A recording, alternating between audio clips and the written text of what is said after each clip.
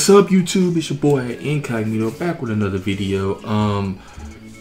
Description originally be in the description box down below, and without further ado, man, let's get right into it. So play.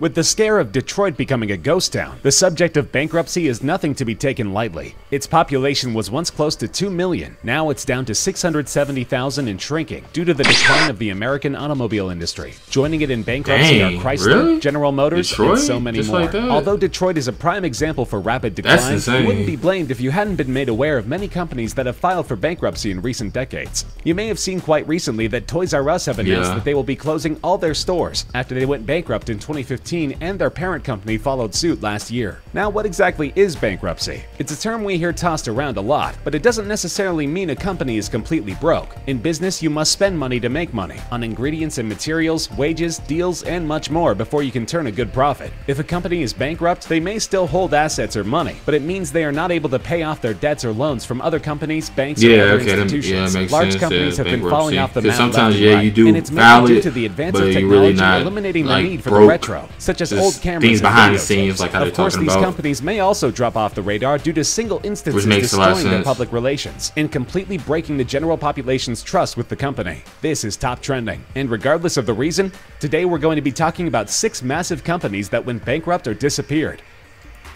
Well, obviously, Blockbuster Pan American World Airways was the #1 largest international airline in the United States in all its years of existence between 1927 and 1991. In 1947, the company began offering around-the-world tickets, so the airline was quite literally going places. What happened? Several factors led to the fall of America's largest air carrier. Firstly, former employees have made it clear that their management was subpar, that they were being treated fairly by the company. This created an overall tense atmosphere for both employees and customers, which had witnessed this effect on the efficiency and enthusiasm on the majority of workers. If you've seen the TV show Breaking Bad, you'd remember Wayfarer 515 crashed over Albuquerque. Following the event, Walter gives statistics saying the crash was not as bad as many other crashes, and his example of a worse event is the Tenerife airport disaster. In this real-life event, 583 people died when 2 Boeing 747s collided with each other in 1977. One of the planes involved was a Pan Am plane. Pan Am Flight 73 encountered an incident 9 years later. Hijackers took over the plane in Karachi, Pakistan, and killed 20 while the plane was still on the ground in 1986. Most memorably, Flight 103 encountered an explosion of approximately 1 pound of plastic explosive in the forward cargo hold. After the explosion, a domino effect of bad luck and poor choices occurred on the plane, leading to 259 passengers losing their lives, as well as 11 people on the ground in Lockerbie, Scotland. These disasters drastically reduced the public trust and brought into question the security and intelligence behind the airliner's operation. And after filing for bankruptcy protection in January 1991, Delta Airlines bought out all of Pan Am's profitable assets, and the company ultimately collapsed in December of that year.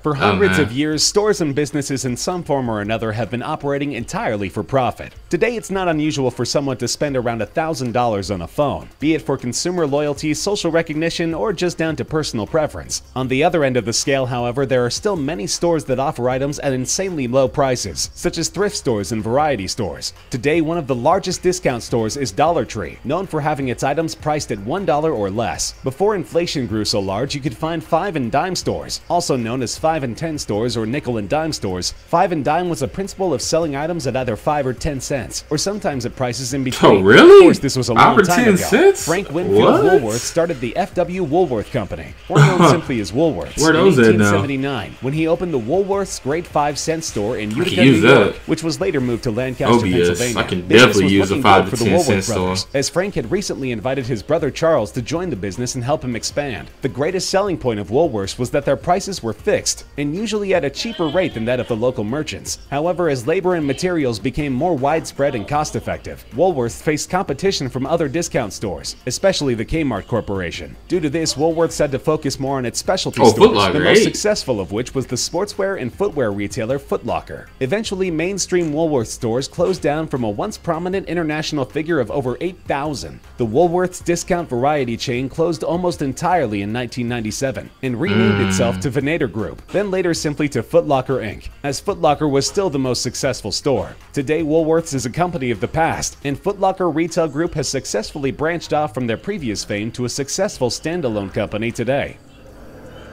That makes a lot of sense. sense. The Back to the Future series is an icon in the film industry and features the unforgettable DeLorean DMC-12, which Dr. Emmett Brown modified to serve as a time machine. You might think that due to the film franchise's success, the DeLorean DMC-12 outshines all other cars the DeLorean Motor Company ever made. DeLorean is so However, the truth of the matter is that this GTA, gold-wing sports car was lit. the only model of car the company ever made before going into receivership and bankruptcy in 1982, 3 years before the first movie ever hit the silver screen. The company's short-lived life is worth noting, because if the company was still thriving in 1985 when the first installment of the saga was released, DeLorean may very well hold the position of monopoly in the automotive industry today. John DeLorean founded the company in 1975, and the outlook was promising, with John being the youngest ever executive of General Motors, clearly showing distinct skill in his fields. Unfortunately, for the company to break even, they needed to sell around 11,000 cars, and they fell short at around 6,000. John DeLorean was determined to keep his company thriving by any means necessary, so he took extreme measures to ensure it continued to operate. In 1982, the FBI made their target for a sting operation intended to arrest those trafficking narcotics. A videotape showed John discussing a drug deal with undercover FBI agents, and this was a main point of foundation for his arrest. In October of 1982, John DeLorean was arrested and charged with conspiring to smuggle $24 million worth of cocaine into the United States of America.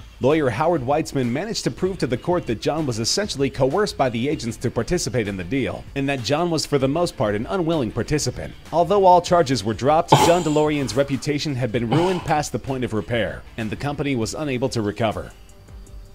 Wow, if you've ever wanted to watch a movie on DVD right or VHS, no doubt you're familiar with Blockbuster. It yep, I knew it was gonna be on here. Giant it was in the thumbnail, so of course it's gonna be on there. Internationally as well. Today in the US, there are only 9 stores left up and running. In recent months, however, 4 have been announced to likely close in the very near future, leaving only 5 Blockbuster stores in operation. There are currently 12 franchise-owned stores in Australia, leaving a maximum estimate at 19 at this point in time. So how exactly did this film icon just disappear? Netflix. Well, falling from almost 9,100 stores in 2004, the past 14 years have seen the rise of many predators of the classic video store, and other video stores in general. Computers have advanced to the point where it's easy for anyone to pirate movies and TV shows, whether it be through burning DVDs onto brand new discs or simply watching with a questionable online alternative. Those willing to spend money, however, are making the switch over to instant on-demand viewing, such as Netflix, Stan, and Hulu. Netflix. With the digital age becoming more and more advanced, there's just no room left for old-time stores selling physical DVDs when the online alternative is faster, more convenient, and even cheaper depending on the amount of content you watch.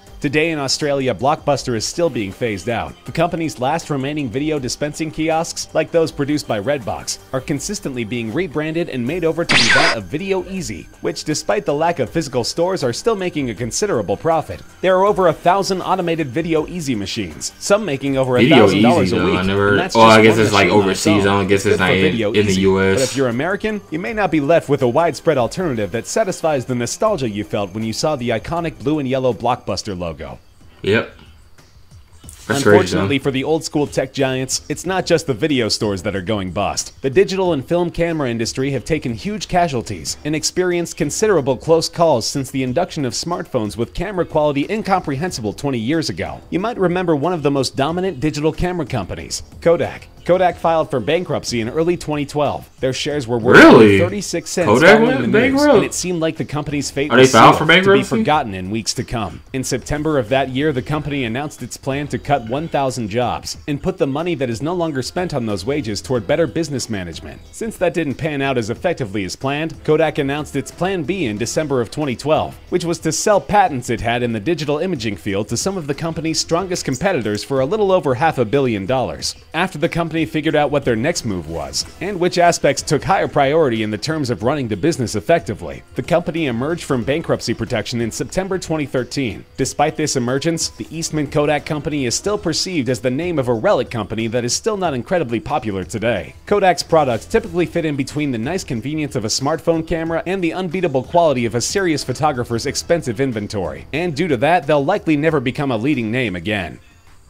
Damn. A company you was not that so big lucky of a despite their giant best in your efforts is field, and you Polaroid. just straight Although take a Polaroid dip itself like is that. currently looking good, its vintage cameras can only draw interest for so long. In the past years, Polaroid filed for bankruptcy protection in 2001. The blame for this wasn't the rise of digital cameras only, but instead it was poor senior management and inadequate precautions for the future, a recurring theme in the downfall of Titanic businesses. The company simply did not predict the rise of digital cameras and the colossal impact it would have How on the you film don't business. predict that, So they though? didn't How you take don't any predict measures to digital provide cameras? a safety net for the company, such as innovations that set them apart from their digital counterpart or making competitive prices. In 2005, the Petters Group Worldwide bought Polaroid, and Flextronics bought the company's manufacturing operations. Polaroid stopped creating cameras and films in the late 2000s. In 2008, they filed for bankruptcy protection again after the CEO of Petters Group Worldwide was arrested. The diversified Minnesota company was converted into a All Ponzi these scheme, big making the corporate name leaders people up getting to over arrested. $3.5 billion US. The company once employed 3,200 employees and had a revenue of over $2 billion in the year before its collapse. CEO Tom Petters was charged with money laundering, mail fraud, and wire fraud charges, and sentenced to 50 years in federal prison. If he lives to see the end of his fully served sentence, Tom Petters will be released from prison sometime after having celebrated his 100th birthday. In every possible way, it appears the digital and film camera industry is only taking downhill turns. And although they're trying their best to fight back, we're left to wonder just how long they can hold out for.